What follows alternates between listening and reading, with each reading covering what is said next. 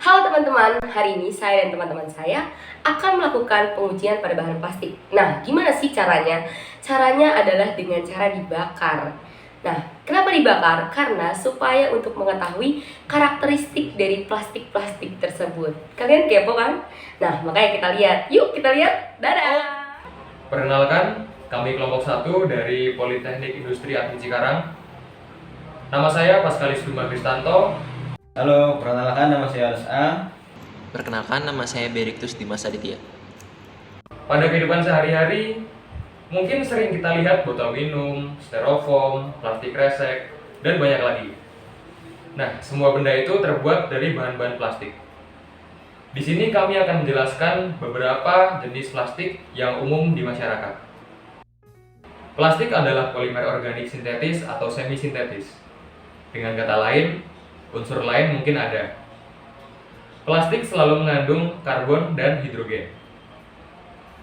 Sementara, plastik dapat dibuat dari hampir semua polimer organik. Kebanyakan plastik industri terbuat dari petrokimia. Nah, petrokimia adalah bahan-bahan atau produk-produk yang dihasilkan dari minyak dan gas bumi. Plastik juga memiliki banyak jenis dan setiap jenis memiliki sifat-sifat tersendiri. Mulai dari bahan yang aman dipakai sampai bahan yang tidak aman dipakai di masyarakat. Oke, langsung saja menuju ke video pembahasan dan pengujian plastiknya. Let's go! Pertama, PE, polietilen. PE, polietilen.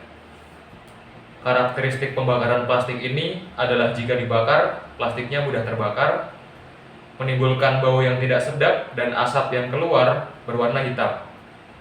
Dan tentunya jika terhirup langsung bisa berbahaya untuk kesehatan manusia.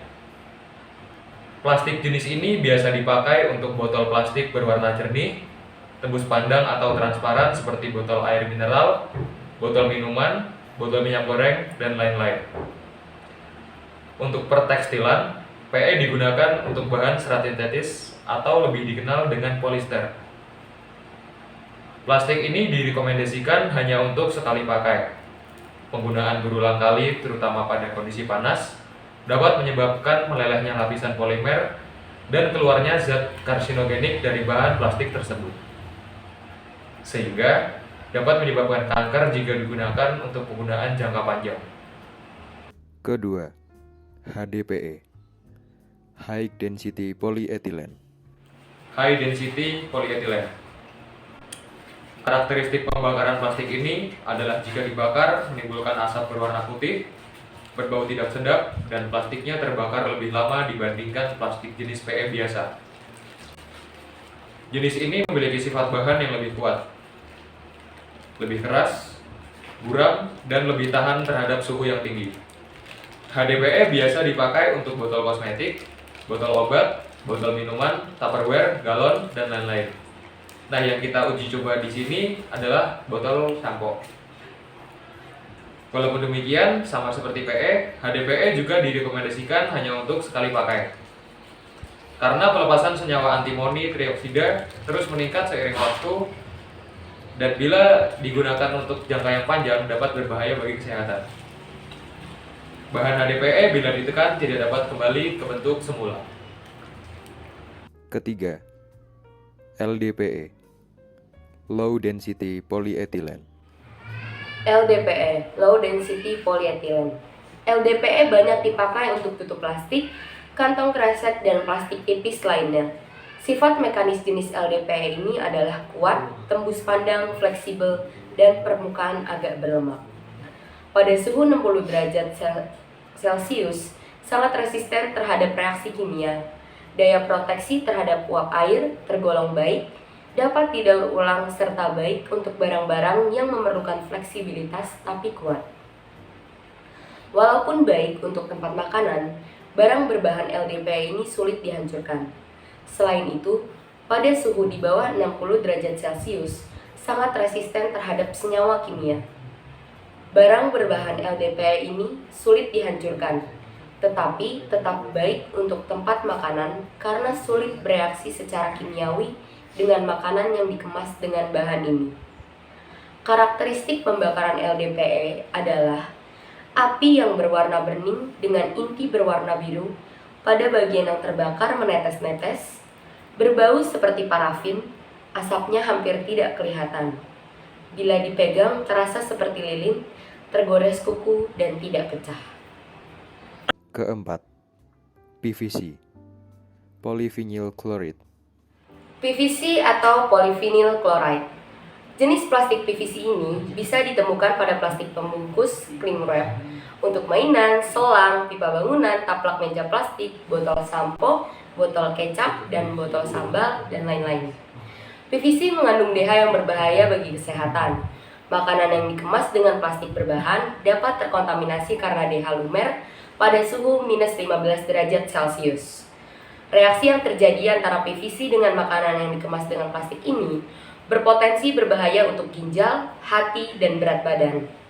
PVC dianggap sebagai jenis plastik yang paling berbahaya. Beberapa negara Eropa bahkan sudah melarang penggunaan PVC ini untuk bahan mainan anak di bawah umur 3 tahun. Karakter pembakaran PVC adalah sulit terbakar bila diambil dari api lalu padam apinya, berbau asam klorida yang menusuk. Kelima, PP, polypropylen. Jadi saat ini saya akan membahas mengenai PP atau polipropilen.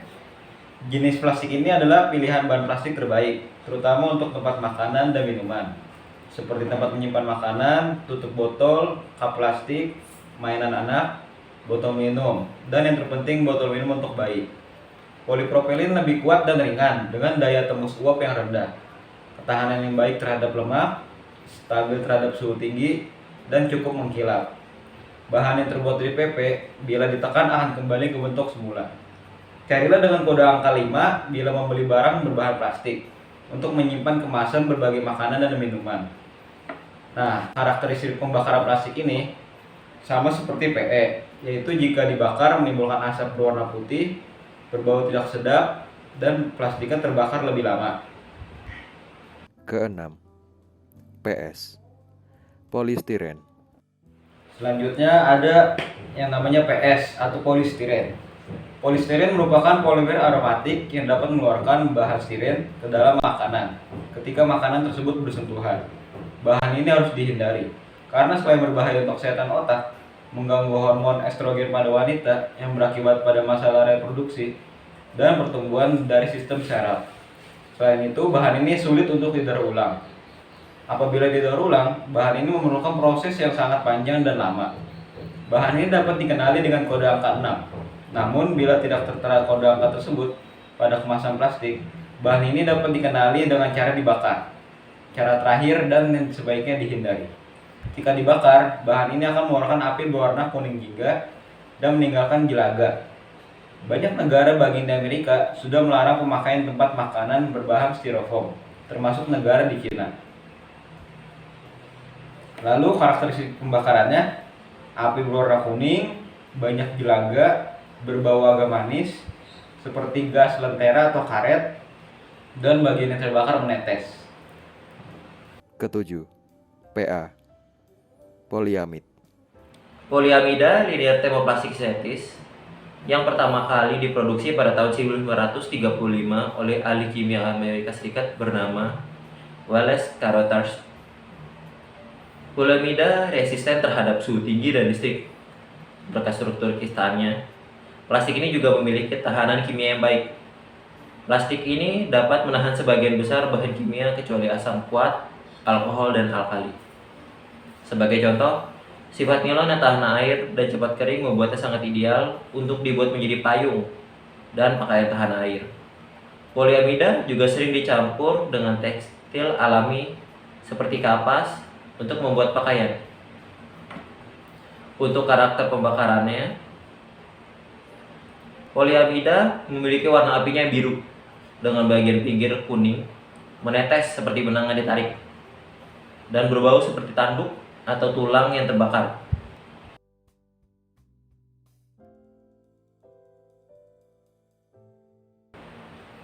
Nah, untuk deoder, untuk 7 plastik 7 odor ini terdapat 4 macam, yaitu SAN, sirtrenin, akrilonitril, ABS atau akronitil butadiene stiren, PC atau polikarbonat, dan poliamid atau nilon.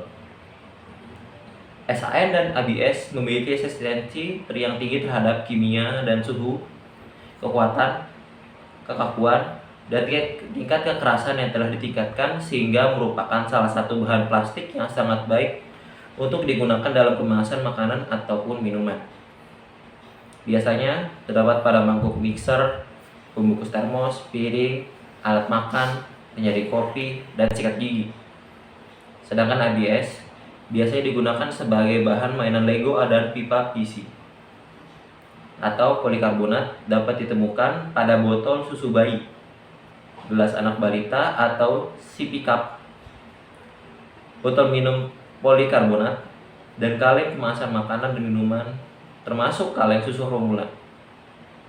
Dapat mengeluarkan bahan utamanya yaitu bisphenol A ke dalam makanan dan minuman yang berbahaya bagi kesehatan sehingga dianjurkan untuk tidak digunakan sebagai tempat makanan ataupun minuman.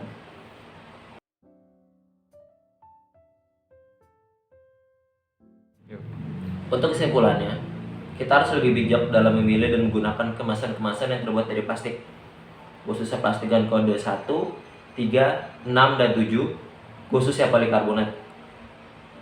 Seluruhnya memiliki bahaya secara kimiawi, tetapi kemasan plastik dengan kode 2, 4, 5, dan 7, kecuali polikarbonat, bukan berarti bahwa plastik dengan kode tersebut secara utuh aman, namun perlu dipelajari lebih lanjut lagi.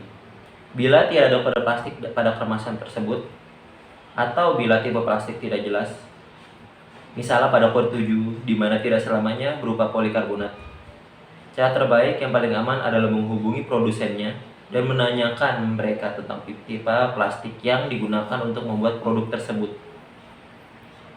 Beraneka warna wadah plastik juga menjadi bahaya bagi kesehatan. Pigmen warna yang terdapat pada plastik dapat diimigrasi ke makanan. Oleh karena itu, sering kita jumpai adanya perubahan warna wadah plastik untuk jangka waktu tertentu. Tidak hanya demikian, plastik yang tidak berwarna juga harus diwaspadai karena semakin jernih, bening, dan bersih, maka semakin banyak pula kandungan zat kimia yang berbahaya bagi kesehatan. Sekian dari kelompok kami, semoga bisa bermanfaat. Jangan lupa like, karena like sangat berharga bagi kami. Jangan lupa untuk di-share agar bisa di-like juga oleh teman-teman kalian. Ya, terima kasih.